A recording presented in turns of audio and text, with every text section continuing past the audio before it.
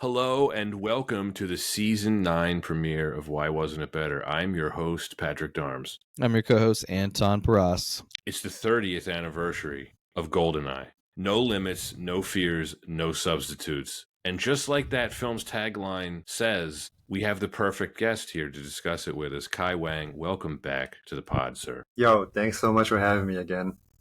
This is going to be a very special episode for a very special movie, and I'm super stoked. This is a very special episode. We're always excited to talk movies, Anton, especially James Bond movies. But I feel like for our generation, we're millennials, this movie means more than most for a variety of reasons. We will talk about the video game because I think it's impossible to separate the film without talking about the video game. But really, for people of our age, Pierce Brosnan was our James Bond. Yeah, and we've talked about it as much in previous episodes where this is the James Bond for many of our generation grew up with. And I'm excited to really kick off this era of James Bond. Yeah, and I think more than anything, too, this movie, not only did it start the new era of James Bond, it was a cultural movement in itself. Like, so much stuff happened after because this movie happened. Yeah, Harry Chess, we're back in. I feel like you often think about Connery as the hairiest Bond. It's definitely Brosnan, all right? Oh my gosh, it's definitely Brosnan. This transcends Bond in a way that you just mentioned, Kai, where this is a movie where almost every non-Bond fan I know has seen. There's only a couple of Bonds like that. Goldfinger, Anton, would you say Spy Who Loved Me, Casino Royale, Skyfall, and I think this. It just seems like even if you're not a James Bond fan and you're not into James Bond, you've probably seen this movie. So I think without further ado, we can just get into it because we got a lot of notes to get through. And this may be a lengthy episode because I feel like all of us have a lot of thoughts. Oh, yeah. When a powerful satellite system falls into the hands of Alec Trevelyan, a.k.a. former Agent 006, and James Bond's former ally, only James Bond can save the world from a dangerous space weapon that in one short pulse could destroy the Earth. Just kidding. Only parts of it. As James Bond squares off against his former compatriot, he also battles Xenia Onatopp, an assassin who uses pleasure as her ultimate weapon. GoldenEye was released on November 17th, 1995 by Eon Productions and United Artists. Directed by Martin Campbell, screenplay by Jeffrey Kane and Bruce Firestein with an additional story credit from Michael France, starring Pierce Brosnan, Isabella Scorupco, Sean Bean, Famke Janssen, Joe Don Baker, Gottfried John, Robbie Coltrane, Alan Cumming, Judi Dench, and Checky Cario. The budget was $60 million, that is $125 million adjusted for inflation, and the box office was $356 million. That is $736 million adjusted for inflation. It has an 80% Rotten Tomatoes score. Anton, why do we choose this one besides the obvious? I mean, we talked about a bit of the obvious. It is just so exciting to reinforce again the importance it is of Pierce Brosnan as James Bond to not only our generation, but how important was Pierce Brosnan as a decision for the series? This was a huge turning point for the series, and this is a huge movie for the series. Very much so. And before I turn things over to Kai, this is the 17th film in the series. As you said, Anton, it's the first for Pierce Brosnan. And as you were alluding to, it was James Bond back after a 6-year hiatus and an enormous shift in geopolitics because this was the first film to come out after the Cold War ended. Brosnan and Bond, they revitalized the franchise. They introduced our generation to a new Bond. Whether you like him or whether you don't like him, he is our generation's James Bond. I always have a soft spot for him. I will always defend Pierce Brosnan, despite the fact that I think going forward, his films would have a lot of flaws, none of which I would blame on him. Kai, what's your history with GoldenEye? It's actually the very first James Bond movie I ever saw, period. And funny enough, I only saw it because I played N64 GoldenEye at my friend's house. And then I was like, wow, that was pretty cool. Let me go. Apparently there's a movie for this. So like, what was that? I think I was around like 10 and I went to the library to like get the VHS for this movie. And that's the very first time I ever saw it. I was pretty I was pretty into James Bond after that. You know, like a little bit of sexual awakening for me as like a 10-year-old, and then yeah. So every time he had another movie, I wanted to go see it. And but you know, like you said, I think the quality of the movies drastically dropped off like as his tenure went on. But I don't really think that there were issues with him. I think they just for whatever reason leaned goofier and like campier as each movie went on. But you're absolutely right. Like to me, he was my very first exposure to James Bond. So like for example, like when I saw a Star Wars thing for the first time, it had Darth Vader's mask on it. So when you tell me when I hear Star Wars, I would always think of Darth Vader's mask as the very first thing in my mind. And it's the same with James Bond. It's if someone says James Bond to me, it's going to be Pierce Brosnan's face that pops up immediately. Yeah, I mean, I had seen Bond before this. You know, I as listeners know at this point, because I tell this brief story on every single episode where we cover a Bond movie, Anton. But I was introduced to James Bond by my dad when I was probably 5 years old. So a couple years before this film came out. I had seen a bunch of them. So when my dad told me that James Bond was coming back, that there was going to be a new one, I was just as excited as him. And I think, Anton, I saw the trailer for this when I went to see Batman Forever that summer. Very fun. And I was devastated, though, because I was not allowed to see this in theaters. I was told I was too young. But it ended up being, I lost the battle, but I ended up winning the war because my parents' argument was that, well, GoldenEye is rated PG-13. And I was like, well, you let me see Batman Forever in theaters, and that was rated PG-13. And I kind of trapped them. So they were like, okay. So going forward, then PG-13 wasn't really an issue. But I missed this in theaters. As soon as it came out on VHS, we rented it. It was the coolest movie I ever saw. And then I think it's easy to forget the video game came out like a year and a half later in 1997. Actually, it came out the same year that his second film, Tomorrow Never Dies, came out. So the timeline for this was weird. It's very different than a lot of video game adaptations, right? They usually come out concurrently with the movie, and that's why a lot of them suck because they're trying to meet a release date. You guys know exactly what I'm talking about. But this one was different. It was different in so many ways. But just like you, Kai, even though this wasn't the first James Bond movie I saw, because this was the new James Bond, I will always have this nostalgic, emotional attachment to it. And Anton, I'm sure it's the same for you. Yeah, 1,000,000%. I mean, it's the 90s for me had like three truths. There was a phone book in every house. Jackie Chan was kicking ass. Those balloons just came out of nowhere. I didn't know Riverside did that, but cool. And Pierce Brosnan's James Bond. And this was one that I played the video game first, and that hooked me in. So the film had been out already. But when I get the opportunity to pick out films for Friday night movie rentals, had to watch this after playing the game.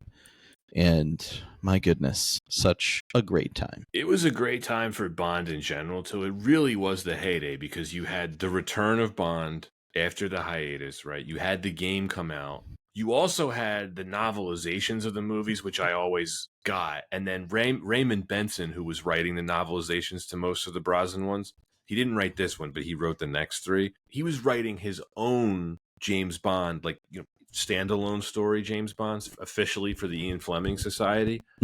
So you had all of this Bond material that I was able to consume, you know, myself and like millions of others. And I wish we had that now. I would love for a return to the Halcyon days when they were making the films every other year. We will see if Amazon can step up to the plate and do that. We know that there's a new Bond video game coming next year. It's going to be an interesting one. Yeah, I mean, we'll see about that. I mean, yeah. Hopefully by the time this episode releases, we will know who the next James Bond is. We, of course, know who the director is going to be, Villeneuve, which is promising. Very promising. So, yeah, let's see what happens. Yeah. Can I tell one quick anecdote about James Bond video games? So, I know I mentioned I played GoldenEye first, but it wasn't the first James Bond video game I ever played. Nightfire? Nope. Oh, is it an older one? It is an older one, and actually, you just mentioned it, Pat. The first ever James Bond video game I ever played was Tomorrow Never Dies on the PS1, because I had a PS1 as a kid, and I remember playing it and having a friend over. We were playing together, and he's like, "This game's trash compared to GoldenEye," basically. And I was like, I've never played GoldenEye, and because I didn't have an N64, so I went to his place, played some GoldenEye. And I don't know if you guys remember, Tomorrow Never Dies wasn't a first-person shooter. It was a third-person shooter. Super different. But there's just something about once you're playing GoldenEye, it is such a different vibe compared to Tomorrow Never Dies. Your friend is correct. I don't even know how many hours I spent playing that game with friends. I don't know how many times I've seen this movie. It's probably over 50. Yeah. Like no exaggeration. Yeah, no exaggeration. It's a good time. It is a good time. Let's get into the production history. This is going to be a little bit special because I dedicated the first part of this to really explaining the hiatus. You can't really talk about how this film got made without talking about this, Anton. So we have to go back in time to 1989. You know, Timothy Dalton's second film, License to Kill, it comes out. It doesn't do that well at the box office. The Cold War ends right around the same time.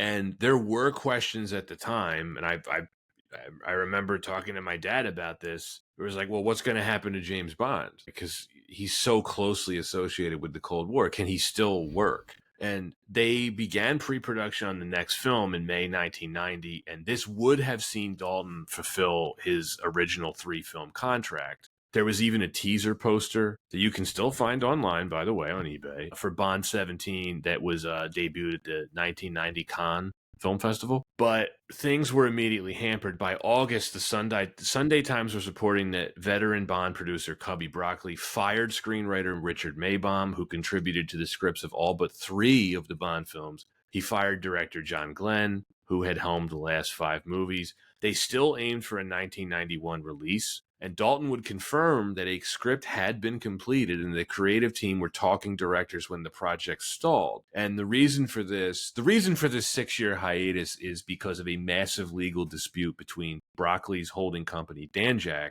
and MGM, the parent company for United Artists. The problem was that MGM was purchased by a French company called Pathé Entertainment for $1.2 billion. They merged the companies to create MGM Pathé Communications. The CEO planned to sell off the distribution rights to the studio's catalog to finance the buyout. This included the Bond series at cut rate prices. Broccoli was furious. He sued Pathé on the basis of that the licensing violated the distribution agreements originally made with United Artists. In 1962, countersuits were filed, and the matter was not settled until December of 1992. But here's the catch. Dalton's original 7-year contract expired, and the actor told Broccoli that he didn't want to return. Now, by this point, MGM Pathé had gone bankrupt, so clearly that wasn't a great purchase. Anton, I don't know if you've noticed the recurring theme that we talk about in a lot of these Bond episodes. MGM has gone bankrupt like 3 or 4 times. It's a horribly run company, apparently. Yeah, and in general, too, just, I don't know, studio acquisitions and mergers kind of seem like a coin toss when you look at it in history. Yeah, because it's like a legendary studio. I mean, it's so famous. The Lion, It's like one of the most famous movie logos. And they wouldn't exist now if it wasn't for Amazon. Yeah, and it's a shame because then what Paramount's also essentially just getting propped up by Skydance, which is just owned by Larry Ellison's son. Yeah, that's going to be interesting to see how much more they can ruin Star Trek. We'll see. Just when you think it hits rock bottom, they're like, no. I mean, look, we're gonna get our own Paramount Cinematic Universe where Top Gun, The Godfather, and Star Trek all appear in one movie. Just you wait. That's hurting my brain just thinking about. And it'll include Nickelodeon characters. Because Paramount has no shame. So back to this. Yeah, so MGM, Pathé, they went bankrupt. They reverted back to just being plain old MGM. Broccoli hires the screenwriter of Cliffhanger, a film we will be covering at some point in the future. Oh my gosh. Kai, have you ever seen Cliffhanger? No, I haven't. Oh man, please do. It's amazing. It's a Stallone film. And it's amazing. I mean that seriously and both not seriously. If you've ever seen the second Ace Ventura film, the opening parodies like that film. Broccoli must have liked Cliffhanger because he hired the screenwriter Michael France to work on a new script. He also reached out to Dalton and convinced him to change his mind about returning to the series. So by August of 93, Dalton told the Daily Mail that Bond 17 was expected to begin production the following year. But then the deal hits a new snag. Dalton was willing to return, but only for a single film, and Broccoli was keen to ensure a continuity after such a long gap between movies, so he wanted Dalton to commit to multiple films. This is where Dalton officially bows out and retires from the role of James Bond. He does not want to come back for more than one film. He leaves the role in April of 1994. France's screenplay for what would become GoldenEye had been completed since January, but Broccoli and company had to find a new James Bond. So before negotiating with Brosnan, Mel Gibson, Hugh Grant, and Liam Neeson passed on the role. Paul McGann auditioned for the role and was, according to him, the studio's second choice if Brosnan turned it down. With no pesky TV contract to interfere this time, Brosnan signed on and was introduced to the public as the new 007 in June 1994. Have either of you guys seen Remington Steele? No. As a kid, yes, but not in a long time. Yeah, I've seen like while my dad has watched it. Yeah. I think it's something maybe I'll visit sometime soon. It was fun. I thought it was fun. Yeah. So very much pointing out, Broccoli was 85 and his health was rapidly failing. His daughter Barbara and stepson Michael Wilson stepped up to produce the film, and Broccoli would live to see the film's release, passing away in June 1996. Barbara disliked France's second draft, so she hired Jeffrey Kane to write it. Kane kept many of France's ideas, but added the prologue before the credits and rewrote Trevelyan. There you go. Don't know why I'm getting like a stroke. It's closer not to the his iteration. Name to read. Trevelyan. Kevin Wade did a script polish, and Bruce Firestein added the finishing touches. In the film, the writing credit was shared by Kane and Firestein, while France was credited with only the story. An arrangement he felt was unfair. The character Jack Wade was named after Kevin Wade to acknowledge the work he did on the film. While the story was not based on a work by Ian Fleming, the title GoldenEye came from the name of Fleming's Jamaican estate, where he wrote the Bond novels. John Woo was offered the chance to direct, but turned it down. New Zealander Martin Campbell was hired. Now, Anthony Hopkins and Alan Rickman were reportedly sought for the role of Alec Trevelyan, but both turned it down. Sean Bean was subsequently cast when the character was rewritten as Bond's peer. The decision to cast Judi Dench as M was inspired by Stella Remington, who had become head of MI5 in 1992. And Eon wasn't able to film at Pinewood Studios as it was booked by First Night. Oh my gosh, I haven't thought of First Night in years. It's on the list to cover. We're going to do it. It's been years since I've thought of that. That's liked crazy. it as a kid. Yeah, as a kid, it was pretty cool. So pressed for time, they found an old Rolls-Royce factory at Levesden Aerodrome in Hertfordshire, which they converted into a full-scale studio. It was later officially named Levesden Studios and continues to operate to this day. Most of the Harry Potter series was filmed there. Sidebar, that is basically like the official Harry Potter studio now. Pretty neat. It's still very active. Unfortunately, no mention of GoldenEye if you go to the studio. Shame. I That's know. like going to Paramount Studios and noticing they don't mention a lot of their properties when you go on the tour. And it's come full circle because David Heyman, who produced all the Harry Potter movies, is now one of the co-producers on the Bond series. Ooh, Heyman, legendary. Yeah. Yeah. Is the new Harry Potter series going to be filmed at that studio too? I think so. I thought that they were going to shoot on location in Hogwarts. Right. They were able to broker a deal with the Minister of Magic. Good point. Yeah, it's part of I forget what country it's in, but it's part of It's in Scotland. same it's the same well, isn't it like a mythical portion of Scotland? You need like a secret passport to get there. Well, how would we know? How would we know? We wouldn't. Principal photography lasted from January to June 1995, including on location in St. Petersburg, Russia. That's never happening again. The largest stunts, the largest stunt sequence in the film was a tank chase, which took around 6 weeks to film. The climactic scenes on the satellite dish were shot at Arecibo, observatory in Puerto Rico. Been there. Pretty neat. It was really cool. Unfortunately, it collapsed about 6 months after I was there. Shall I continue, or would you like to go? No. Keep going. Sorry, I'm interrupting. The film was the last one of special effects supervisor Derek Mettings, to whom it was dedicated. This was the first time Bond was shown to be wearing a watch by Omega, and he has since worn Omega watches in every subsequent production. Listeners, of course, Kai and Pat are very proudly showing off that wrist. That Omega wrist. Ace of Base was set to do the title song originally before they backed out. The title song heard in the film was written by Bono and The Edge, and it was performed by Tina Turner. The score was composed by Eric Serra after John Barry turned down the chance to return to the series. That's one of the most 90s sentences ever. Martin Campbell would later express his disappointment with the score, citing budget constraints and difficulty working with Sarah, who became uncooperative when asked to rescore the St. Petersburg tank chase after Campbell rejected his submitted track. John Altman would later provide the music for the sequence, while Sarah's original track can still be found on the soundtrack. The gamble paid off. GoldenEye became the fourth highest grossing film of 1995, with only $10 million separating it from first, and that's how tight it was. And it became the highest grossing in the series, unadjusted for inflation.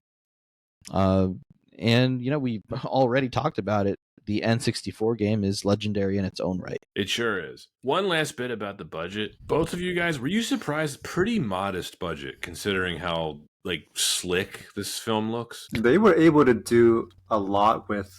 I'm not going to say $60 million is a little, but there's films now that cost like $200-300 million that don't look or feel as good. Well, for some context and comparison, the next film, Tomorrow Never Dies, had a budget of double this, and it doesn't look twice as good. No, I think this is also, we have early CGI, right? So I wonder if that's also part of the savings. Well, I don't think they paid a lot for the CGI.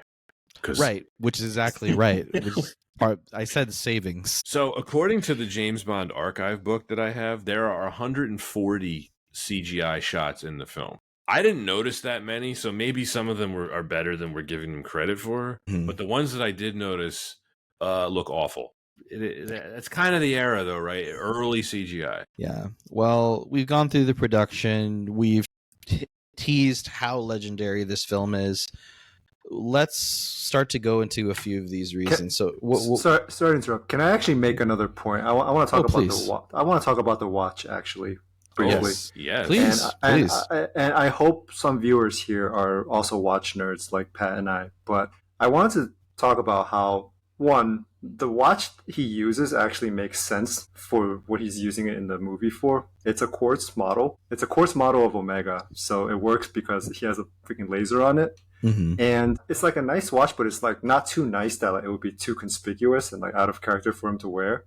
And it's also not a like special 1 of 1 or like 1 of 10 limited edition that Omega made specifically for the movie. It's just a regular Omega watch that a spy happens to wear, and I love that about his watch usage here. You compare that with like Daniel Craig's Casino Royale, where they make an entire scene around the fact that he wears Omega instead of Rolex, and I just want to point that out. It's a good call. It's a good watch for someone who'd be undercover as like ostensibly a businessman, because you're right, it's not too flashy, although it looks damn good on his wrist. I have a watch trivia for you both, unrelated to this film but sort of related to this film. So this is the watch that Princess Diana bought her son William, because he saw this film as a teenager. Like me and like everybody else, he wanted an Omega, and his mother, Diana, bought it for him, and he continues to wear it to this day, the current Prince of Wales. And even he wears it all the time. He seemingly never takes it off. Like I was watching Wimbledon, the final, earlier this summer, and he was, of course, in the royal box, and he had on his Omega Seamaster that his mother bought for him 30 years ago. So I think that's just really cool. Yeah, so Omega Seamaster, the 90s. All right. Jumping to the reasons. Yeah. We got to start with Pierce Brosnan, the new James Bond. What do we think of him? How often do you guys talk to, how do I phrase this? How often do women talk about his charm and handsomeness when you bring up Pierce Brosnan? It's the first thing they mention, I think. Yeah. Still, 30 years later. Like, he looks damn good. They did. He's aged They very well. they chose a very, but like it's an interesting like distinct handsomeness because there's male model handsome. Pierce Brosnan is a very distinct handsome. He's almost too handsome for the role. Almost. Yeah, I think, it's a bummer that he missed out on the role in The Living Daylights. I think it worked out for him here because he's close to perfect here. I think he's just the right age. He looks fantastic here. He really had everything. He had the swagger. He had the charm. He's a little like, he's got some stubble going on in this film. Like he had the intimidation factor. He could switch between them. I found him really realistic. Like if there was a super spy who was capable of doing all this, I believe that he can do it. Yeah, there's an energy to him that feels like he's gliding through a room, like effortless. Like he just has this coolness to him. He looks like he was born in a suit. Yeah. He was born in a tux. Pretty much. I mean, you'll hear this online and elsewhere that he is a good balance between Sean Connery and Roger Moore. And I think that's a pretty accurate assessment of him because he can do cold like Connery can, but he can also be funny and charming like Roger Moore could. His punchline delivery is excellent. It really is. I think people kind of sleep on his performance in this film. Like everybody's like, oh yeah, Brosnan's really good in GoldenEye, but a couple things I want to point out, and this really plays into why this film was so much of a gamble that people take for granted. Number one, he was primarily known as a TV actor. He had a couple decent turns on the big screen, but I would say prior to this, Anton, he was never taken seriously as a leading man on film. Yeah, and that's very difficult, even especially today. then. Yeah, and still today, like who can really jump from TV to film that easily? It's hard. You're right. I mean, you're right. And then the other reason is this is going into what we were talking about earlier. He completely revitalized James Bond. I don't think he gets enough credit for it. If his performance doesn't work here and this film hadn't worked, it probably would have been the end of the series. It's kind of funny, but like I think that it makes sense. It's a post-Cold War era that by the time the film released, the Cold War was still very much like integral to the plot of this film. But I think it was more the feature films that still kind of separated itself as more post-Cold War, to be fair. Yeah, I mean, this is a film that very much exists in the post-Cold War, pre-9/11 era. They couldn't make this film now, not with this plot. I was going to say the baddies are still Russian in this film. Yes, Trevelyan technically a Russian, a Lienz Cossack. Good bit of history there. That's right. Let me know if you think of anyone else, but I think that the most successful TV to film jump that we have currently is Chris Pratt. I think from a commercial perspective, yes, because his films do pretty well. But I don't find him believable as like a action hero. Like he wasn't it for me in Jurassic World or whatever dinosaur movie he was in. I'm just like, you're not that guy, pal. Like, no, that's fair. That's fair. But like, I think to the point of how much money does he rake in with all of those box office films? So yeah, but I'm also like, he hasn't done a movie yet where it's just him carrying it. Like he's always been backed by something else, whether that's like a really strong supporting cast or like a powerful IP like Jurassic Park, right? Like I've never seen him in a standalone movie where it's just him. Could he carry something like revitalizing James Bond? I don't think so. I don't think so. No.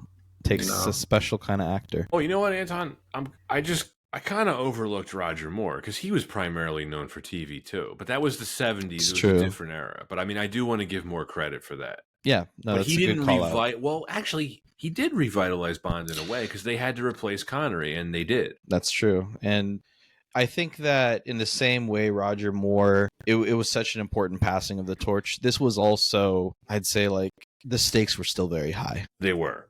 And Kai, you were getting into this earlier. The rest of Brosnan's films, kind of a mixed bag. I like Tomorrow Never Dies in some ways, but it's very flawed. Same thing with World Is Not Enough. Die Another Day is a war crime. Which is that the one with the with like the orbital? Yes. The orbital. Yeah. Okay. Yeah. That one has the dude with the diamonds in his face. Yeah. And The guy who's like, I'll sleep when I'm dead or some shit like that.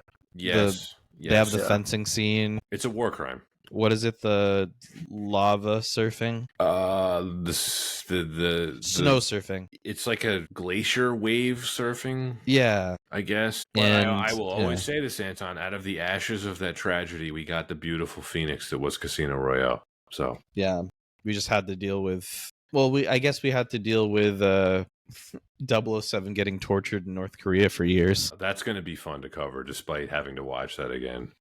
It'll be bad, but it's so weird. It'll be fun to talk about. Because I think the worse the movie with James Bond, I think the more fun it might be to talk about. Although we're having fun right now, you know? We are. There's The point is about Brosnan.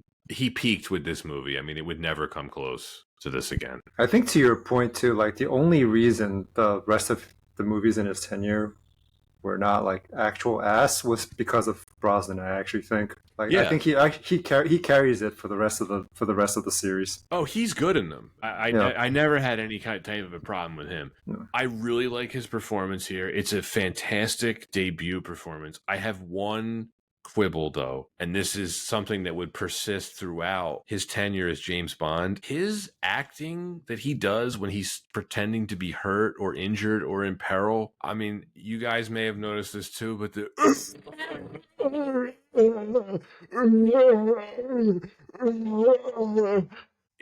bad. It's but what's funny is you could still tell it's Pierce Brosnan with every heave. You can. He definitely did the ADR just as bad as he did on set.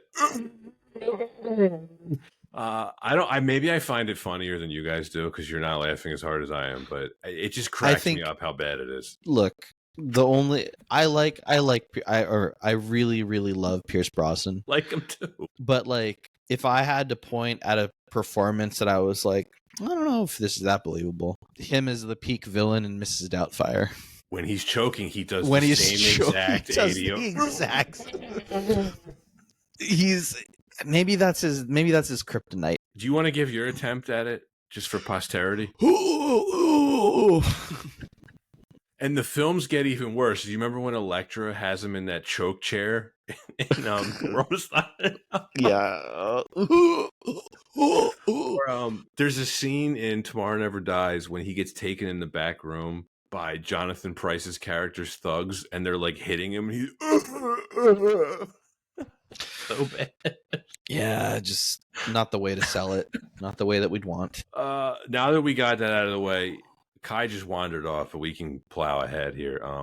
I think the best thing about what he brings to the role of Bond is he has amazing chemistry with all of his fellow actors. Yeah, whether it's folks that have been in this films before or we have some new faces, he really acts well with others. He does. I think that's probably the thing that I think he does just as well as Connery. Like, I think Connery's just got natural chemistry with everybody he encounters on screen.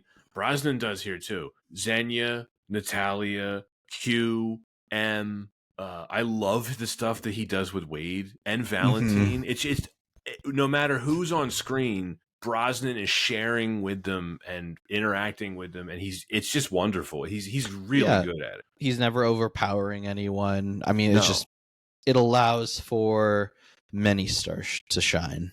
So, and just like Connery and just like Moore, he makes everything look easy. What did you say earlier? It looks like he's gliding across the room. He's dropping one-liners as he wins at Baccarat. He is going toe-to-toe with Judi Dench. What did he bet? Player? I don't know. Player, it had to be one of the two. Player or banker. Oh, no. Did he say Banco when he sat down? Yeah, banker. That was it. Yeah. I've played Baccarat once, and I'm still not entirely sure how it works, but I mean... It's basically heads or tails. Right.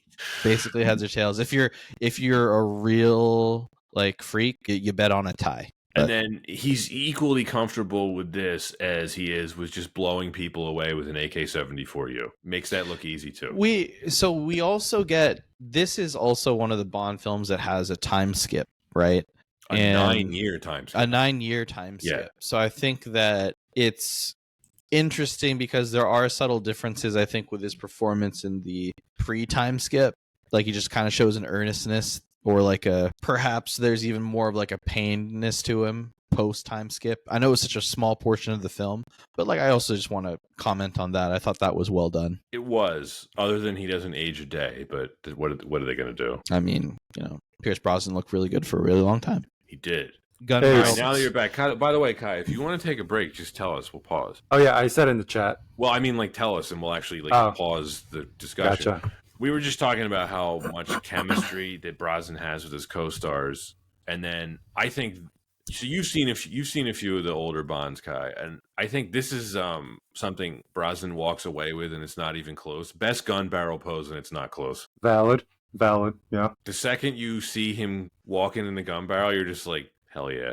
It's the iconic gun barrel pose that future gun barrel poses either mimic or pay homage to. It's not the previous ones. No. It's the first time we hear the awkward score, too. I think to your point, too, like, if you asked me to demonstrate what, like, Connery's or Dalton's look like, I couldn't do it. Like, I just don't know. They're crouchy. Yep, yeah. They're crouchy. They move a little fast. Also, sometimes, like, the gun, the barrel hole, like, moves really fast and jittery.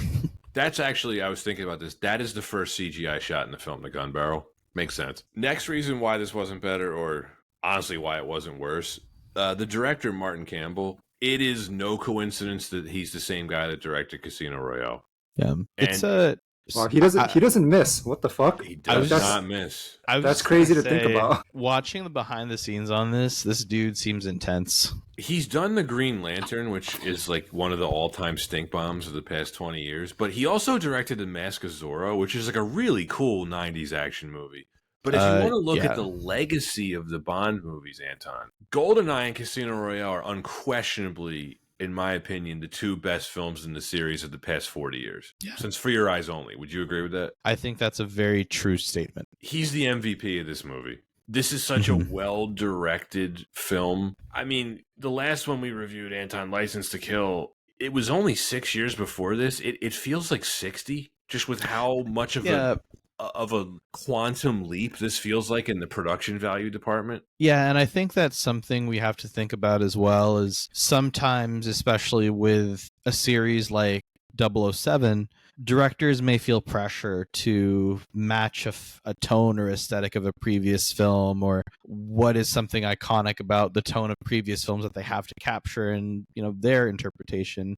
I feel like with this film, it has such a modern feel to it, while at the same time really nailing down the right components to make it feel like 007, to make it feel like James Bond, but really brought it to the modern day 90s. Yeah, Kai, you and I were talking about before the recording started about how this looks so much like a 90s movie, and it does. But what I would say is that at the same time, there is a freshness to it, and it still feels like a quote-unquote modern film even today, 30 years later. Yeah, I think if you took a lot of the shots and like changed like some of the old technologies, put newer cars in it or whatever, and people had phones, I think it would hold up very, very well. I think part of this too is because in the early 90s, it felt like the early 90s were largely like a transitional period from like the 80s into like the modern era. And because this movie came out when it did, it actually managed to avoid that. So I think the legal battle and all that actually helped this in some way. Because I genuinely think if this came out in like 91 or like 92, it would not look this good. I agree. Like, yeah, like, does the CGI look bad in a lot of shots? Yes, but where I think this film holds up really well, it's shot like a modern film. It's edited like a modern film. And it's paced like a modern film. Yeah, like, if you told me this movie came out in, like, 2001, I'd believe you. I'd be like, yeah, that tracks. Yeah, the tone of this film, and, like, it reminds me kind of the same nostalgic feeling I have when I watch, like, the first Rush Hour, where I know, like, it was set in that time period, but it still feels good. It feels good for the time. It's slick. Yeah. You know what we call that? Timeless. There we go. A lot of the stuff in here is timeless. I think the set pieces are timeless. They are brilliantly executed. It's a good call. The spatial geography, everything. Because you see a lot of similarities with this in Casino Royale. There's a smoothness to the action. All the action has this really nice flow to it that I think that's Martin Campbell. Yeah, there's also maybe little subtle things like natural movement earlier in the film where the e-brake is pulled and the car just kind of positions perfectly to look out into the to the mountainside, but it's still it just all feels very natural. It doesn't feel too presumptive of moving to the next scene without a poor transition. It's all very natural. Yeah, and if you think about the scene where Boris is clicking the pen, it's like Hitchcock level suspense. Yeah. It's just brilliantly done. All the cuts between Bond, Boris, Natalia, the pen, Trevelyan. It's brilliant. It really is. That's Martin Campbell doing his thing, and the reason why I think it is always on Campbell is we've all seen Brosnan's next 3 films. I just don't think any of them have anything quite like this. No, and we'll get to it when we talk about those films, but it's even with like Craig, it's safe to say none of the other films really lived up to Casino Royale. It's the same problem, right? He has this brilliant debut, and well, we both like Skyfall. But it doesn't come close to touching Casino Royale. And I like the first half of Skyfall. I actually don't really care for the childhood home part. Right.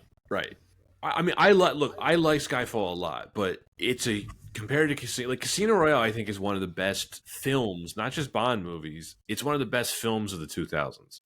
I'd put Casino Royale up against pretty much anything from that era. It's a very good movie, even like outside of just being James Bond. Like, it's just really, like, it's good as a movie, period. Precisely. And also with Campbell is I really like the tone that he sets here. You know, like the director is ultimately always responsible for the tone. This is a really good balance between seriousness and humor. There's like 10% camp, because there's some really campy stuff in this film that we can talk about with some of the performances. But it is a pretty serious film. I never feel like it gets too bonkers. I don't feel like it ever jumps the shark, so to speak. No. I think there's a couple of plot points that are a little unrealistic, but I think overall, overall, like I don't find anything too ridiculous about this. Yeah, like all of the action is done seriously, and it's awesome.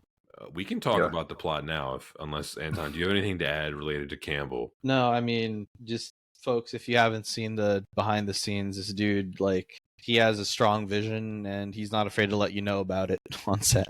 He's clearly a storyboarder. You can see he's got everything planned out. Yeah. All right, let's talk the plot. The plot.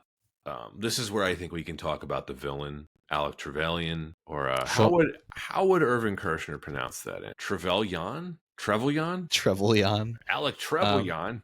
Trevelyan. He is played by Sean Bean. What do we think of him? Really good. Yeah. I actually like every aspect of his performance, with one exception. I found the sexual assault on Natalia in the train very weird. Kind of weird. I actually think I know the reason why they added that scene. I think they added it to show the stark contrast where right after Brosnan rescues her, she fucks him immediately.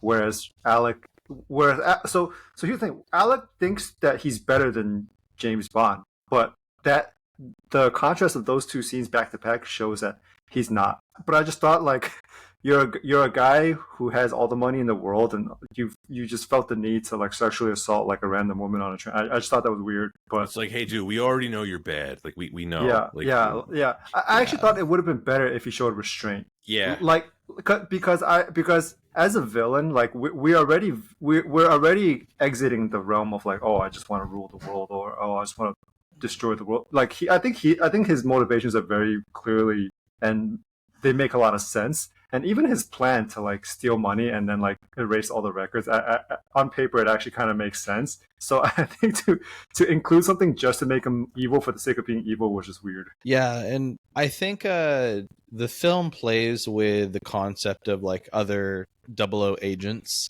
and I think that's always been a fun area for the films to investigate, or for the films to have included in the plot, like other agents. How does James Bond rank against other agents?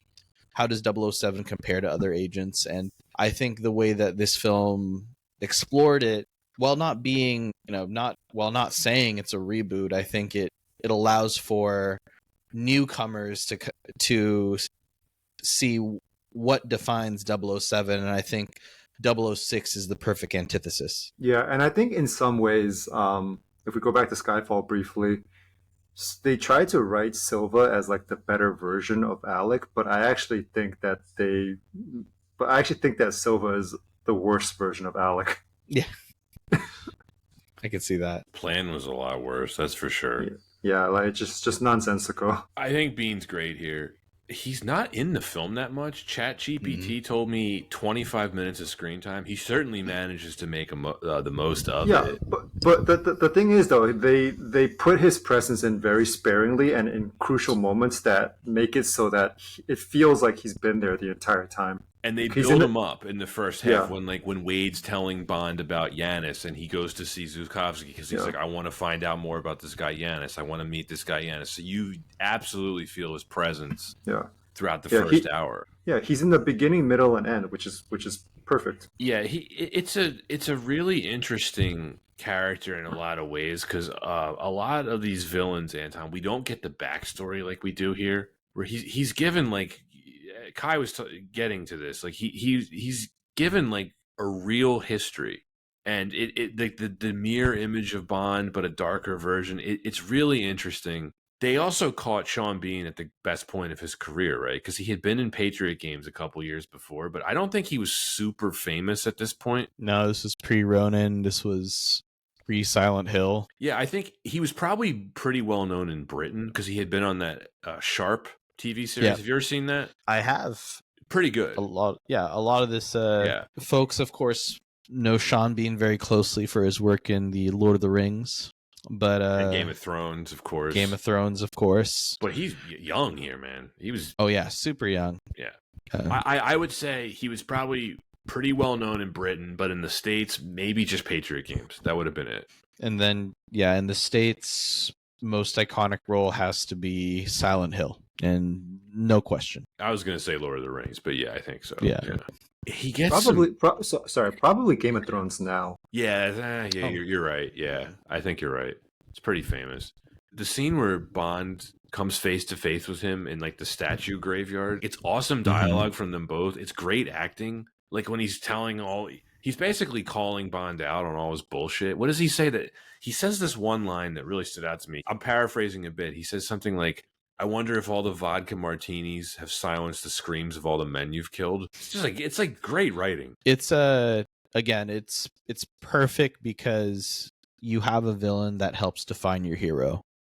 Yeah. And it's also like looking in a mirror for Bond. Yeah, they kind of represent like the two most polarized ways that being a spy can go. It's like you're either loyal, but like you're fucked up beyond repair, or you just say fuck it, or like, why am I doing this for my country? I'm gonna use everything I learned and make something for myself. You can certainly identify with his motivations, if not his methods. And then so their final confrontation on the cradle, holy shit, what a fight. Intense. This is a great movie fight. Underrated movie fight. Very believable.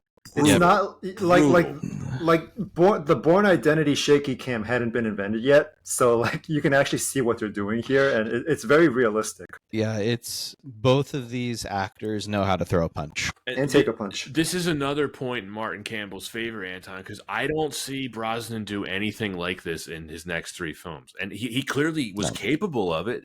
He just didn't have the directors who were gonna design this kind of action for him.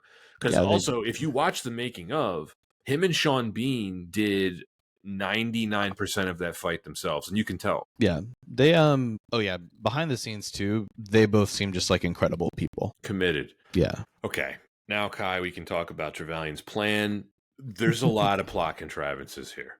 And we are giving this film a lot of praise, and we have criticized, Anton, previous Bond films for the plots, just like we do with not just Bond, but all movies. There's some holes here, for sure. Big ones. So you're telling me there's a satellite?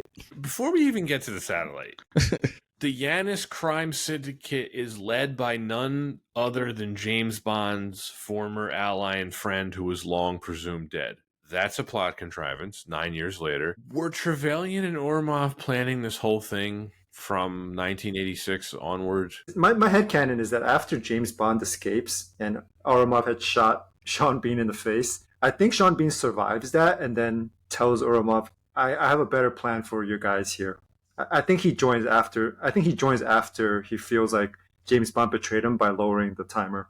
I don't think Alec had planned it before that moment. So he But just defects like last second yeah, kind of thing. I think he defects after he becomes disfigured, and he convinces Orumov that there's a more profitable way forward. It's the reverse Jaws. It's a bad plot It's contrivance. like, So you're yeah. telling me he convinced Orumov, I'll wait till the Soviet Union collapses and then I'll form a crime syndicate? I'm not saying it's a good explanation. I'm just saying this is what I believe because it's the path of least resistance to something logical here.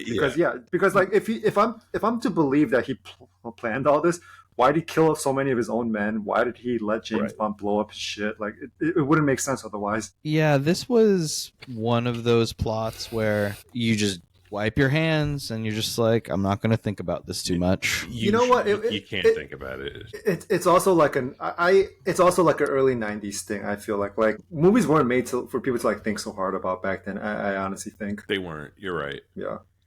And as we've talked about with all these Bond movies, Anton, because we've covered a lot of them at this point, most of them don't have very good plots. Yeah, I mean, like you said, this is not the worst one I've heard. It's not the worst one. When it actually gets going, once Bond gets past Monte Carlo, you're like, all right, he's got his mission assignment. M's like very clear. She's like, I want you to find GoldenEye, find out who stole it and what they plan to do with it and stop it. He does that. Okay, that's pretty straightforward. Also, who made GoldenEye? Am I supposed to believe that the fucking Soviet Union made 3 satellite cannons? Yes. Okay. Yes. Yes, you are. Without any other country noticing and stopping them before. Like that. Well, what? the other countries knew about it, remember? But then it's weird because remember some of the analysts say like GoldenEye didn't exist. Yeah, no, I don't know. I don't buy it. The other plot contrivance, of course, is that kind of like what happens in Thunderball, Anton, at the health clinic. Bond is in Monte Carlo and he just happens to run into Yeah. Twice. He happens to investigate the Tiger helicopter. Lucky him. Also, speaking of the helicopter, what was the point of that? Like, why did they steal it? I'm trying to remember. Like, so they could get away because it was impervious to electronic interference. No. Okay, so I understand that, but hold on. Let's recap the Monte Carlo scene a bit. She's in Monte Carlo having sex, very violent sex with that admiral dude. Yeah. For the express purpose of gaining his ID card. Getting his ID card so that she could access the helicopter later, right? Yes. Yeah. So they escape. So they escape with the helicopter. What does she do with the helicopter later? Well, she flies it to Russia, and I guess picks up Orumov, and then they go to Severnaya, and in the middle of Siberia, and then they bring it back to St. Petersburg. But why? Does it have enough gas? I was gonna say that's a long flight for a helicopter. Yeah. Plus, here's my thing. Like, if you're gonna steal something, it has to be of value in some way, right? But like, I can't think of a practical or tactical value for taking a helicopter. Yeah, because it's not fast. I mean, I think Bond just explains that it's the perfect getaway vehicle if you want to steal GoldenEye. Okay. I don't think it makes a lot of sense either, but that's the logic. Also, I have a question for you about. So she hilariously kills the Canadian admiral, right? Yeah. And she takes his ID card. Are they using some kind of body double for him? Because there's a really brief shot. Do you remember where someone is handing the ID card to the guards when they're getting on the frigate? So but they don't show the person. So there's someone in on it that looks like the Canadian admiral. Because she gets on the helicopter with someone else. But it's not. That's not. They never really address it. No, they don't. It's not really clear. Yeah, like to me, the helicopter subplot could have been cut out entirely. Like there was very little reason to include it. But how are we gonna get the hilarious sex scene? Or even possibly more hilarious when Bond finds the body when it falls out of the closet and it's got the grin on his face. It's one of the funniest things in the whole series. It's pretty funny. Oh goodness! I like Brosnan when he beats the guy up with the towel and then just like pats himself off. It's pretty good. I also want to say something about Alec's plan. Like, it's actually, as far as villain plots go, it actually kind of makes sense. But it's clear Alec doesn't understand economics because you can't steal like trillions of dollars from a country crash its economy and then expect to be able to spend that money ever. We're Right. one of these days we're gonna have to create like a chart where bottom left is like Dr. Evil's plan for taking over the world, and it's at the axis of like simple and stupid but take over the world, and then the other side of it is Ozymandias, and it's like perfectly execute, don't tell anyone what you're doing but just do it, and then kind of put all these different villain plots all over that axis. Yeah. I almost bought it for a second, but then I was like, wait, how is he going to spend the money after just crashing the world economy? Like money would be worthless after that. Would he crash the world economy or just England's? But I think at one point, didn't they say, like, if you're crashing the world... It would be a global economic I thought issue, it'd be- I'm Yeah. assuming. Yeah, I was Yeah. gonna say I think Yeah. that the implication is it would put the should world we in call turmoil. our financial advisor Pete and ask him? Like, Yeah. So, like, hypothetically, if London gets taken out by an EMP, Does that put London in the Stone Age? I guess it would. I wrote down too, and I was trying to use ChatGPT to figure this out, and it was inconclusive. Is this the first movie to feature electronic banking? Would have been pretty early in 1995, right? Well, remember, there were a lot of movies in the 1990s. I'm sure there's one of them, including Hackers. Good call. Was that before? That was same was year, before. right? Same year. Was it the same year, or just like maybe 1 year before? It was like 94 or 95. Yeah, that's a good Yeah. call. Hackers. I think the internet thing in here is like the concept of spiking someone to like trace it is like that's still kind of a thing. It's weird. It's like I'm sure Boris, if he were doing this in 2025, would be using a VPN, but Yeah, it or didn't it's exist then. it's the equivalent of like getting hijacked or getting your information compromised while you're at a Starbucks using the Right. free Wi-Fi. Well, that's one of the funniest things about this film is like Boris's like password use. He's like, "What's the password?" Chair. It's so great. Knockers. Oh man! And as Anton, So we have bad. already established in a previous episode, Under Siege 2: Dark Territory, space-based satellite weapons were all the rage in the 1990s. Oh yeah, they're sweet. I just can't get over the fact that we're supposed to believe that post-World War, Russia really got away with sending 3 orbital cannons into space without any other country stopping. And then just did nothing with it. They forgot about them. Yeah. Like, do you guys have anything like up in space floating around that could like cause an EMP? Like, yet? What's that? Yeah. Okay, so it's not the best plot. I still enjoy it. Oh, yeah. Still fun. I have another plot hole that I want to bring up later, or I can just mention it now. It's actually like I think it's probably the biggest flaw in the movie. The tank chase in St. Petersburg is amazing to watch. It's a lot of fun, but Bond basically initiates a terrorist attack on St. Petersburg, and how does he get out of Russia? He didn't have to do all that. How does he get out of? Can you think about what kind of military response would be triggered if someone drove a tank through the streets of New York City and was smashing up police cars and civilians, and the army would come out? I mean, the last time something like that happened, we were stuck in the Middle East for like 20 years or so. Like, after the train blows up and Natalia and Bond hook up just right by the train, it's like you should probably get out of there because the military's probably on their way. Yeah. No, but no, it's like boom, they're in Cuba like 2 days later. Yeah, they're in Cuba. It's a timing thing. It's just a little weird. If either of you ever read the novelization written by John Gardner, there is an entire chapter dedicated to how they get out of Russia. Jack Wade smuggles them out of Russia because of the military response. So at least Gardner, who wrote the novelization, thought about this. Okay. Yeah. If the film didn't. I'm glad someone thought about it. Someone did, yeah. I wonder if it was in the script and they just cut it. Let's talk about everything else. I want to begin by asking a question. Is this the greatest cold open in cinema history?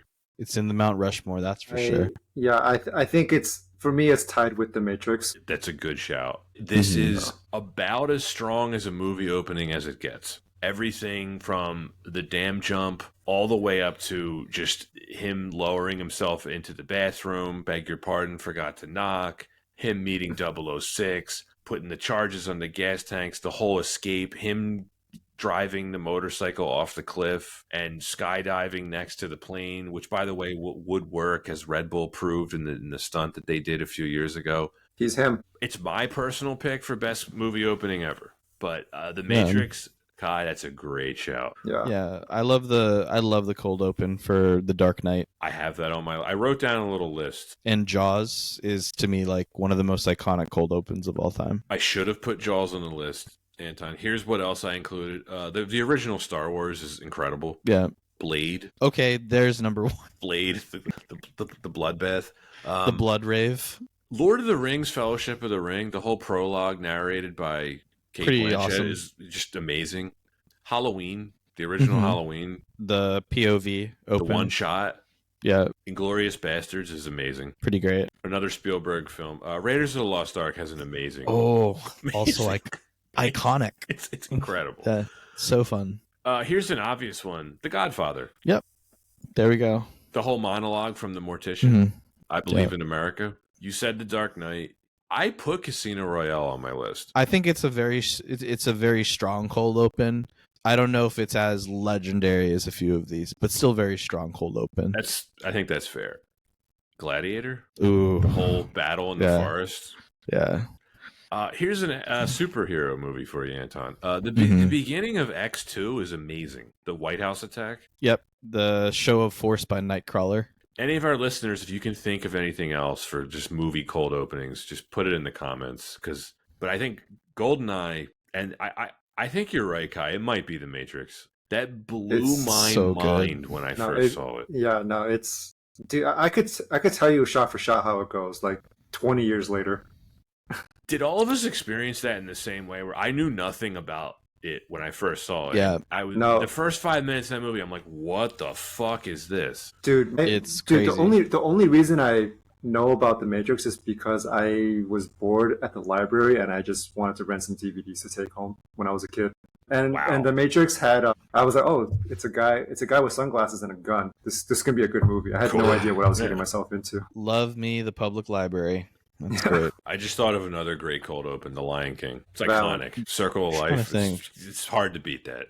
It's funny because it's like it's on purpose, not serious, but the Naked Gun 2 or Naked Gun cold opens are actually like really, really legendary. They're amazing.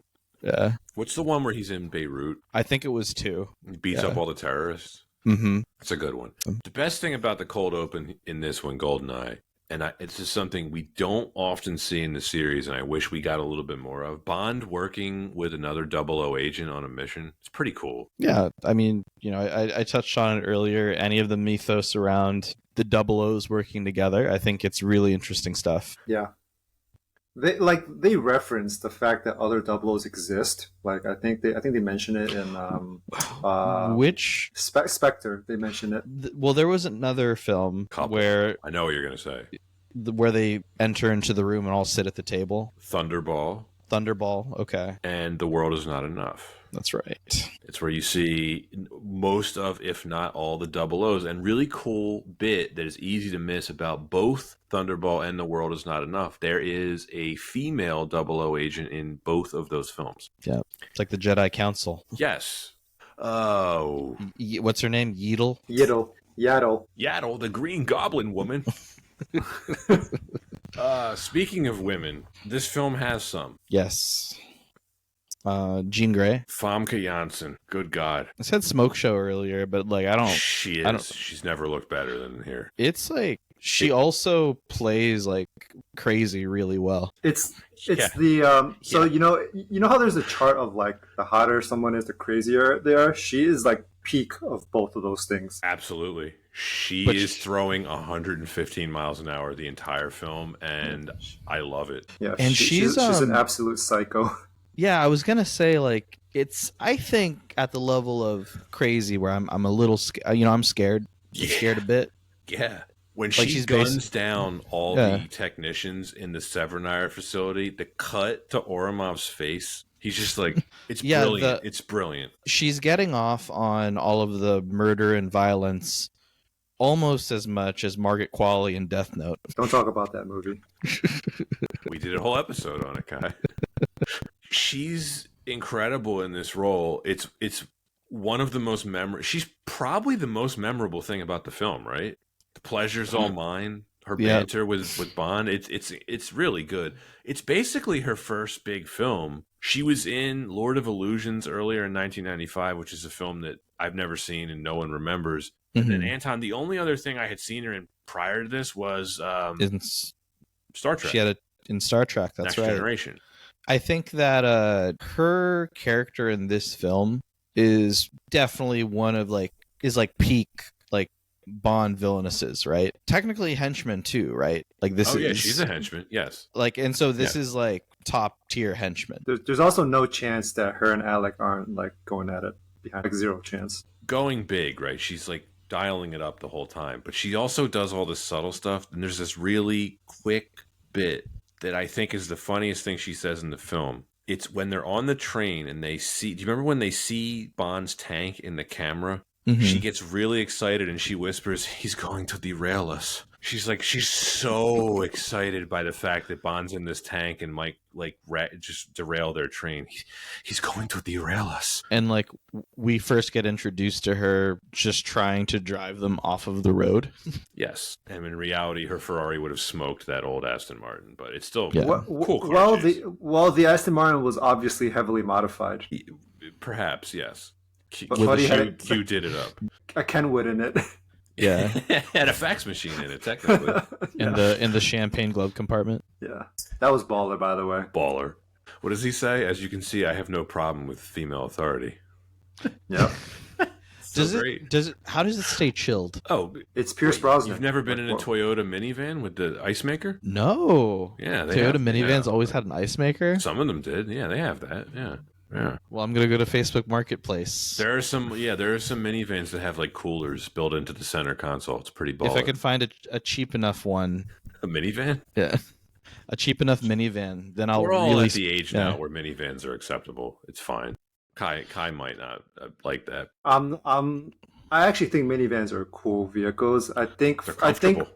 I think they cover every possible use case very well. There's only one company I think that still makes them. It's Chrysler. No, Honda still makes the Odyssey. Oh, okay, all right. Yeah, and Toyota still makes the Sienna. But I also wanted to say, like, I have a soft spot in my heart for minivans because they remind me of the gunships from Attack of the Clones. Okay, yeah, I can see that. The sliding doors. Interesting justification, but I like. Honestly, sliding doors are dope. They are. It's the ideal drive-by car, actually. Yeah. I think if you can manually close it, yeah. Otherwise, it's just painfully slow. The way. Valid. I used to hate minivans as a kid. I didn't think they were cool, and now I do. But then you saw them soup one up on Pimp Your Ride. Right. And then Kai just sold it for me with Attack of the Clones. Honestly, there probably isn't a better way to like travel by land than like in the back of a minivan in the captain's chairs. I think you're right. Not on a land ship. No, like I mean, obviously, like maybe like an S-Class Mercedes or something like that. But like, no, I think it's better because it's like the amount of room you get, and most of them have like TVs on the back of the front seats. Now it's you can't really beat it. Especially if you're tall like me. It's the headroom, it's the leg room, it's all of it. They have more room in them in an SUV usually. Yeah, and you can store more video games in a minivan. You can. So we like what's her name, Xenia Onatop. Yeah. Good line, by the way. I trust you'll stay on the top of things. It's good. Anton, do you know she turned down the role of Jadzia Dax in Deep Space Nine in order to pursue film roles? Interesting. Yeah, I'm glad she did. Yeah. Good for her. She's not even the main Bond girl, and it's interesting we talked about the henchwoman first. Natalia is the main Bond girl, played by Isabella Scorupco.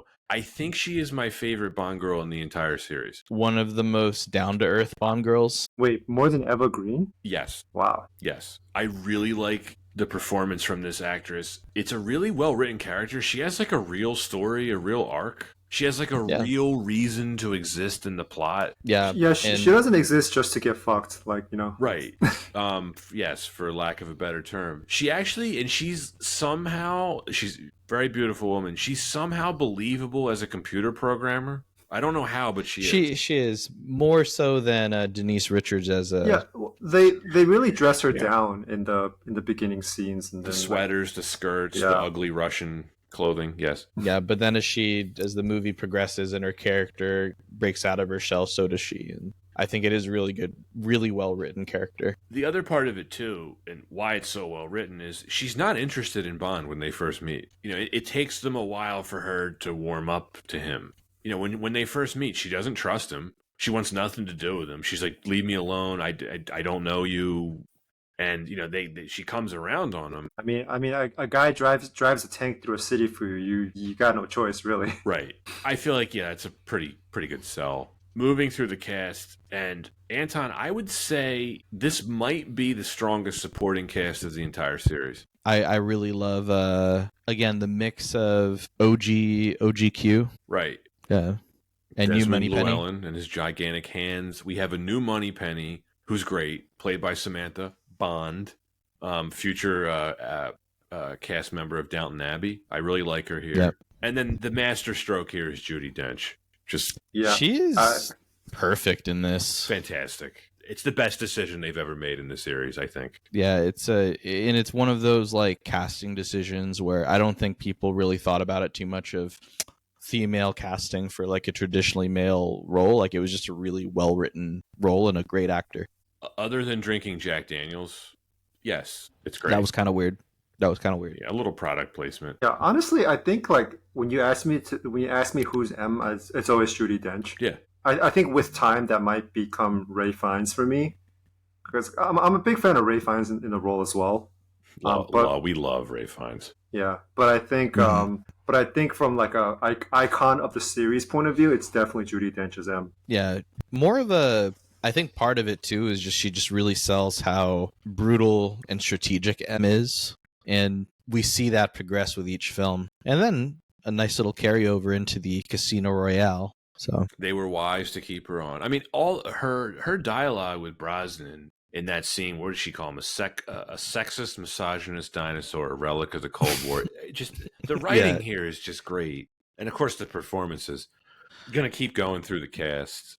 Tanner. Mr. Bill Tanner. Tanner. Yes, we do. Michael Kitchen is Tanner. Great character. Michael Keaton is Tanner.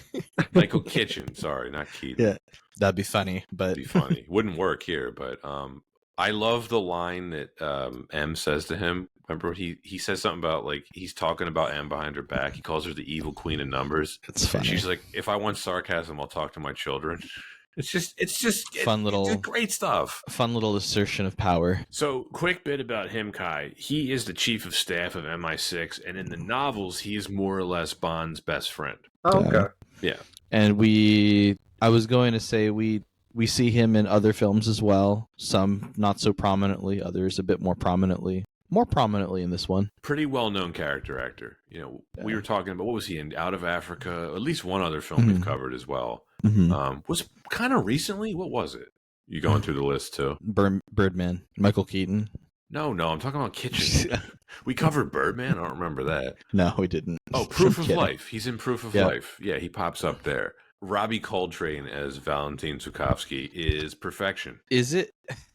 What a guy. It's a great performance. He's so good. Like when are we never happy with Robbie Coltrane? Never. We're never happy. Oh, wait, I don't know.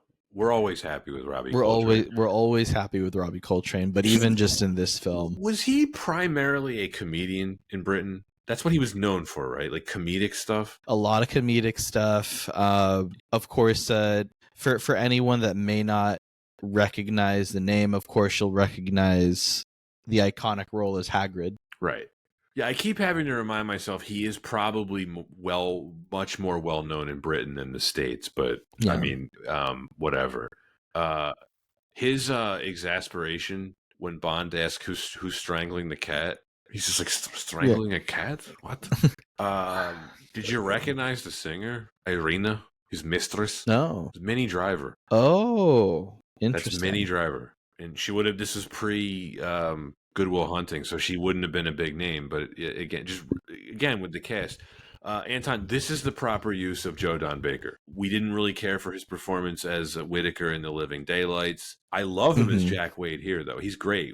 Him and Brosnan have great chemistry. He's really funny. He's really funny, and first of all, the character introduction is hilarious. Where he's like, "Show me the rose." He's like, "Please, no." That's hilarious, and it's really good exposition. You know, when they're working on his car. and he's just giving Bond the lowdown about like Yanis and like the Russian mob and all this other stuff. But it's Anton. This is how you do exposition. You have the characters doing something. Yeah, there's a natural way to add it into the story. Yeah, they're having a conversation that's pertinent to the mission, not like doing a lore dump just because the director's like, I can't figure out how to make the audience know this without the characters just saying it. Yeah, Luthor, I gave up my humanity by adding nanites to my body. Ugh. And they managed to make it funny when he's like, hand me that hammer. No, the sledge. And then I think my favorite thing about the film is he keeps calling Bond different names: Jim, Jimmy, Jimbo, which is fun. It's just good stuff. Yeah. Anton Gottfried John as Oromov, another, I think, really good performance. Solid. Can't really fault him for anything, I thought. No. Yeah. Checky Cario as Mishkin, just another well-known face. We haven't gotten to Alan Cumming yet. Anton, where are you with me on my thought here? I think this is probably the best cast in this entire series in terms of supporting performances. Everyone's excellent. Yeah, it's so...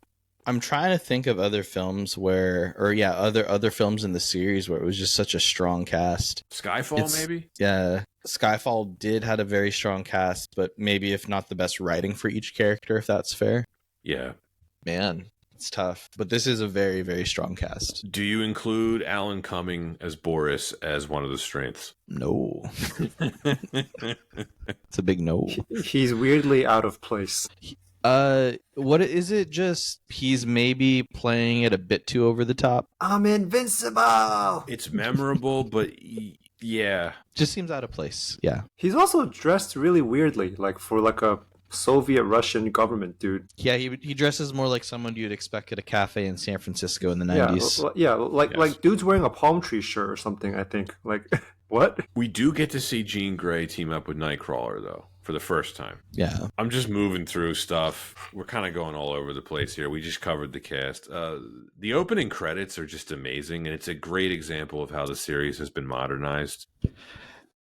Yeah, like what is it? The gun coming out of the woman's mouth. Thing you remember? Yeah. The sickle and stars were pretty sweet. The fall of the Iron Curtain, you see it's all computer graphics. It's pretty cool. Yeah, I like the statue motif a lot. Yeah. Or the gun coming out of the woman's mouth. Designed by Daniel Kleinman. So they obviously... Again, Anton, if you compare this to the opening credits sequence of like License to Kill, it feels like 50 years went by. I think the score is the real problem here. And I just want to say, I don't want to disrespect Eric Serra, but there are parts of the score that sound like parody. It sounds like porn music. Mm-hmm. It is too industrial. It just doesn't work in a lot of scenes. I really like the main theme, though, like the GoldenEye overture. Mm-hmm. I like that. I think it is unique in the series, Anton. I want to give him credit for that. It doesn't sound like any of the other scores. I think it does a good job of connecting the story to like the Soviet Union in a weird way. It has like this weird, like there's like chanting and shit. Like very industrial sounds. It reminds me of the Soviet Union, but I think it's a pretty bad score. I was trying to find the words to describe it, but I think industrial is probably the right word for it. Like, but it sounds like music that plays with like scenes of like factory workers. That's what it makes me think of. It is industrial Soviet. Actually, is a really good probably. Like there's a bit of there's something about it that does make me think of just people working in a factory. If people haven't seen this film, it's not the same industrial when you think of like industrial rave. That's very different. It's not Nine Inch Nails. No. It's no wonder they brought in another composer. I'd say another disappointing thing about the score, Anton, the title song, which I actually really like. I like Tina Turner's vocals in it. Mm-hmm. It's not used at all throughout the film. That like bum. It's got a great bass line and everything, and it's not used in the film. I understand why it was a late addition, but you think about Bond and how great they usually are with like incorporating the melody of the title track throughout the score. Yeah. This doesn't do that at all. Either as like a motif, different variations for the scene. No, they don't really do that here, do they? Although I do think it's funny. All of us agree the score's pretty shitty, and that the video game score, which is primarily based on this score, is amazing. Well, part of it is it had to be simple enough to work within a video game. So I think like they just condensed it to the best bits. Also, think about the fact that in a video game, you're always in like an action sequence of some kinds, which the soundtrack could kind of work for, versus like, like my man was just walking through like a graveyard or whatever, and then it was just like industrial music in the back, and it was like this just doesn't really work. Did you guys watch the end credits and hear the song that plays during that? Yeah, I Yeah. wasn't really a fan. It's horrible. Yeah. It's called The Experience of Love. It is an unused track that Sarah had composed for Leon the Professional. Yeah. Great movie, by the way. Great movie. And again, I like Eric Serra's other work. I like the score to Leon the Professional. I really like his score to The Fifth Element. That's an awesome score. Didn't work for James Bond. I have this whole thing about Nokia Wave. I don't know if we have to cover that. If you see it in the notes, let me know if you want to. This is something I found on Twitter. Sounds like we can skip it. Yeah, I'm good. Okay. I talked about the plot hole in the tank chase. It's just like, how does James Bond escape from Russia? Whatever. It is designed and coordinated by Chris Corbould, a legendary special effects supervisor. He worked on 15 Bond films. Most famously, he designed the Tumbler. Yeah, for remember you talking about Begins. Yeah, and he oversaw the truck chase in The Dark Knight. He won an Oscar for his effects work on Inception. So really cool. And it was mostly shot on location and on studio in the back lot. And it's impossible to tell which shot is which. It's great, great work. Production design was done by Peter Lamont. Anton, I wanted to give him a shout out. 2 years later, he would win an Oscar for the production design work that he did on Titanic. Goodness gracious. Yeah, pretty incredible from Peter Lamont. What a crew, not just like acting, but like behind the scenes. Like that's amazing. Like such talent. You can tell this is a good looking film. Very well shot. I keep using that word slick. Everything just is. It's just a real slick looking movie. Smooth. Polished. Do you think like behind the scene now? The word gets thrown out a lot nowadays. It's a bit controversial. People throw reboot around, revival around. Do you think that before this film was, or at least in the conception of this film, do you think they threw the word or reboot around? Officially, they never used the word reboot to describe this. But Right. I'm glad you asked about it, because in my headcanon, this is a soft reboot. Until they very foolishly tried to reconnect Brosnan's films to the previous ones in Die Another Day with all the stupid gadgets that they inserted into that film, I always thought of this as a reboot. This has nothing in common with the previous Bonds if you watch this. No. I feel like most Bond fans would agree with that. Yeah, I think this is probably one of the most respectful ways I think of a reboot. It's great for the fans of long time of the series. It's a great film to jump into, even if you haven't seen the rest of the 007 films before it. But also at the same time, it doesn't hammer you over the head of a reboot to the series, which is kind of a lot of the marketing we get nowadays. You're absolutely right. That's the best thing about this series prior to what happened in Spectre. You didn't have to watch them in order. You could just watch anyone you wanted, and it really didn't matter. And like, yeah, there might have been some loose continuity here or there, but it ultimately didn't matter which one you watched. You could just pop it on. It was a standalone story, pure escapism. And I hope that's what they do going forward with the Amazon era of Bond. We do not need a connected, expanded universe of James Bond like they tried to do in the Daniel Craig era. We don't need it. I attribute that to the success that Marvel saw at the time, and I feel like they thought they had to cash in on trying to do that. But I think you're right. Like James Bond for me has always been like standalone movies that are fun, and you don't have to watch the other ones to get it. I don't want to have to do homework to like watch a movie. Right. Yeah, but who knows what's going to happen with this next Bond film? Are we going to? Because I don't know if you guys looked at the plot of the video game. It's literally James Bond going through like MI6 like training academy. Yeah, it's young James Bond. I'm not necessarily excited if like I have to see like James Bond through Spy Academy. He shouldn't be young, because if you're following the origins of the literary character, he is always going to be someone with experience. He is a former commander in the Royal Navy, so that is a rank that implies at least 10 years of military experience, right? I love that they reference that in the film series, whether it's like a picture of him randomly in like a naval officer's uniform. He's featured in his uniform in a few of the films. Yep, in a few of the films. And if you'll notice, throughout the Roger Moore era, often when he meets the Minister of the Defense, Freddie Gray, Gray refers to him as Commander. Yeah, who knows if this, because even with Casino Royale, it was a bit more, that was, I think within the timeline we get a fresher 007 in the field. Yes. But but Daniel Craig was still 38 in that film, which was the right age, I think. Right. But are we just going to get another fresh 007 on the field? I don't know. I don't know. Getting ahead of ourselves, though. GoldenEye, back to this. We're starting to get towards the end of this episode. This movie's super quotable. For England, James. No, for me. Love it. I like the little banter they have in the beginning. Half of everything is luck and the other half fate. Fate. Pretty good. It's so good. She always did enjoy a good squeeze. It's a great one-liner. It's funny. Something he says to M early in the film, governments change, the lies stay the same. However, shall we pass the time? With what's going on in the news right now, you know? That's all I'll say about that. You can read into that as much as you want.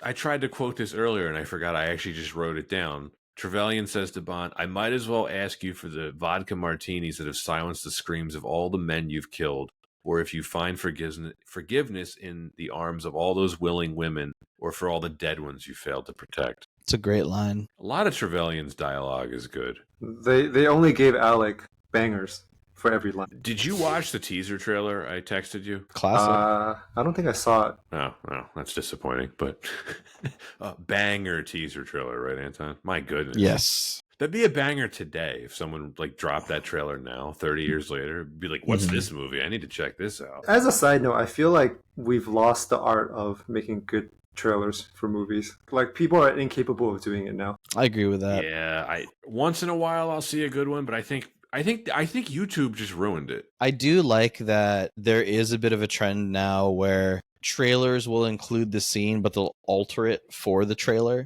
So you think you're getting spoiled for like a major scene in the film, but actually it's different when you see it in theaters or when you see the movie itself. So I do appreciate that, but I do think that way too much is getting revealed in trailers now. Can I flip that on you? Yes, please. I don't like it when they show something cool in a trailer and then I see the movie and I'm like, well, why didn't they show do you remember the Mission Impossible? Was it Rogue Nation or what was the next one? Not Dead Reckoning. What's the one in between? Why am I blanking on this? Fallout. Okay. Do you remember in the trailer there was the two trucks that were going to crash into each other head first? Mm-hmm. And then they just didn't have it in the movie. I'm like, well, what happened? Yeah, I wanted to see that. That's a really good call out when things don't make it into the film, but they're in the trailer. You're like, well, that looked like it would have been cool. I want to see how that ended. Super random, but it just kind of reminds me of, I saw like a production photo of John Malkovich dressed up for the new Fantastic Four film, and they completely cut out his character in the movie. Really? Yeah, they completely cut out his character. They put John Malkovich in the movie and then cut him out? Yep. Okay. He was all dressed up and everything. They had production photos. Interesting. They feature his character only by name, and then the Fantastic Four fighting his ape minions. Okay.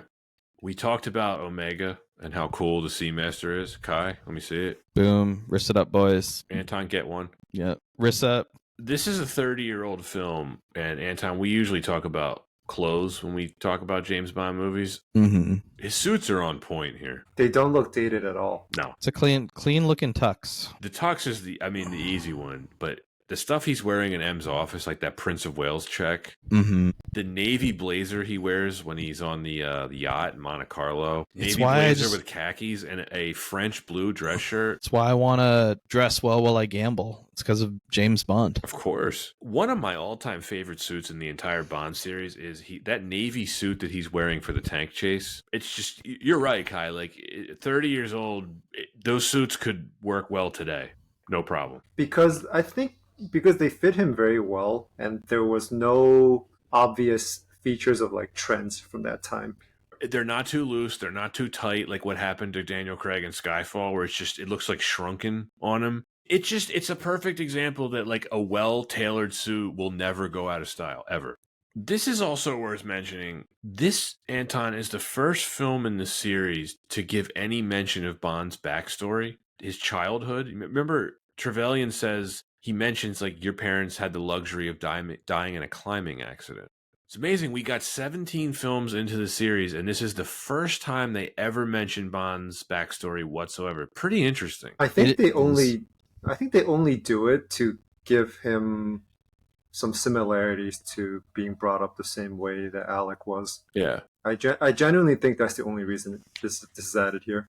And the only reason it matters, really. Right. I guess what I like about it is you bring it up, you add more to the lore of James Bond, but you don't make it a sticking point that's suddenly investigated in the next film or... Touch it if you want. Yeah, just... Welcome, James.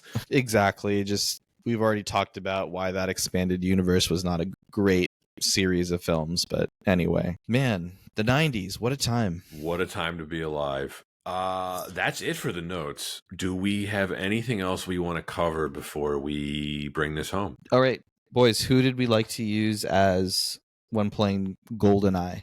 If you say odd job, you're a bitch. I always gravitated towards like Russian Soldier number 3. Okay. I never owned the game personally, so just whatever my friend didn't take, I would take that. But my friend usually picked odd job like a little bitch. So you could cycle through the different James Bonds. So I liked being Sean Connery Bond. Yeah, that was pretty cool. Sometimes I would go with like Baron Samedi. Pretty sweet. But I agree with you about Odd Job, Kai. Built in like insta-kill weapon. Yeah, it was annoying. Quick side note, did you guys play Nightfire? Yeah. Yeah. I think I might have said it on the show before, but that one is actually my favorite 007 game of all time. Dude, I think I've played that one more than any other James Bond game. My friend and I used to sit in his basement for hours in the that one snow level where it's like 2 towers facing each other, and the only object of the game for us was to run to the bazooka and then try to find the other player. That's fun. I mean, because I was very much like a PlayStation 1 kid, and then PlayStation 2, of course. So I played a ton of Nightfire. There's even like, do you remember there was like a level in like a not a Zen garden, but like it was like in a Japanese like garden? Yes. I loved playing that multiplayer level. It was just so fun. Nightfire was a great game. Agent Under Fire was a great game. And then Agent Under Fire. Pierce Brosnan's last official performance as James Bond is technically not Die Another Day. It's that 2004 video game Everything or Nothing, which is a great game. I played all 3 of them. I really like them. Yeah, and there were James Bond video games that predated the PlayStation 1 video games. And didn't License to Kill have a video game and A View to a Kill, technically? They did. And this was also during the era of like really poor NES games. So yeah, could do a whole podcast episode on James Bond games. We really could. I'm like glad we're getting one back. That's all I can say. We might have gripes about 007 and training, but it's nice to see a James Bond video game coming back. I mean, I'll take it. I'll gladly take it. Yeah, of course. All right. Kai, as the guest, if you would like to go first and give your rating, you may do so. Okay. I give this movie a minus. I think it's really enjoyable. I know I ragged a lot on the plot holes and like how nonsensical a lot of stuff was, but it doesn't really detract my enjoyment of it. I think if they reworked the plot points a little bit and gave it a different score, it would probably be a A+, honestly. Anton? Man, it's tough because I really do have so much personal bias with how much I just love Pierce Brosnan as James Bond, but it sucks because like this was like the best Pierce Brosnan as Bond. It's funny to say that sucks because, well, we still have more films to cover, and I don't think they're ever going to stack up to this. I think in general, this is such a well executed film. We talked about how whether it's the cast, it's the behind the scenes, the director, minus the score, it's such up and down, just an incredible dedicated cast that is able to revitalize a series that it was a passing of the torch and there were huge stakes and implications for the series. So I think that with everything said, I really, really, really enjoy this film. so much rewatchability. I think that it's not just a great film that is set in the 90s, but I think, like, you know, to going back to Kai's word from earlier in the episode, it's very timeless. I think this is a film that anyone can watch and really enjoy and appreciate because of its quality. I think it's a very well done film. It's not perfect in certain aspects. We've touched on the plots and the score, and I think that otherwise it is a classic, and I highly recommend folks to watch it if you haven't. This is also a great first James Bond film to watch. Again, might be a bias, but I do think this is such a fun film. For me, this is an A-. I hold this in very high regard. I think for the most part, it has aged well. Like you were saying, Kai, it's pretty timeless. Pierce Brosnan gave such a wonderfully debonair debut as Bond, and he successfully introduced the character and the series to a whole new generation of fans. It's a top-tier Bond girl. It's a top-tier villain. It is a murderer's row of outstanding character actors in supporting roles, all played brilliantly. The set pieces are some of the best in the series. The plot does have a lot of silliness about it, which we talked about. I think the score is honestly pretty bad. There's elements of it that I enjoy, but it is a huge flaw. But overall, this is top tier Bond for me. It's probably top 5, Anton. And like you were kind of getting at, it's not something I can say about the remaining entries in Brosnan's tenure, unfortunately. If you are in any way a James Bond fan, you have to respect this film, even if you don't love it or if you don't love Brosnan, because it modernized the series in a way that it very much needed. It was Barbara Broccoli and Michael Wilson's first attempt at handling things on their own with an unproven TV actor in the lead role. It was a gamble, considering the failure of License to Kill and the long break between those films. This could have resulted in lost interest from the public, but it ended up paying off in a huge way. If this film had flopped, I doubt we would still have James Bond today. It ended up being a triumph, and it not only resurrected the franchise, it made it bigger than ever. It was the biggest film unadjusted for inflation in the series up until that point. I hope we all enjoy Brosnan's Bond debut, because it would not get any better than this. And in fact, the next 3 films, Anton, we're going to talk about them when we cover them. They are not only not as good as this, they look and feel quite different from this. This is a very unique film in the series. This is where the Brosnan era peaked, and unfortunately, it was his first one. I give this an A. There's not much I don't like about this. I would give this an A+ if it weren't for the score, because the plot stuff I'm willing to forgive. The score is, if someone wanted to edit it and replace it with something else, I would be all for that. But yeah, A for me. And that is GoldenEye. Kai, this was every bit as fun as we thought it would be. Dude, I had so much fun talking about this. Thank you guys for having me and picking me for this one. Of course. Pleasure's all ours. That's it for our season premiere of Why Wasn't It Better? Next week, Anton, we're going to properly be getting into our spooky horror mini season. Ooh. Yeah, it's either going to be The Thing or Poltergeist. I don't know which one's going to be first, but it'll be a horror movie from 1982. One of those, arguably my favorite film of all time. I knew you were a Poltergeist fan. You gotta let listeners figure out if that was a true statement. Thanks for listening, and see you next time.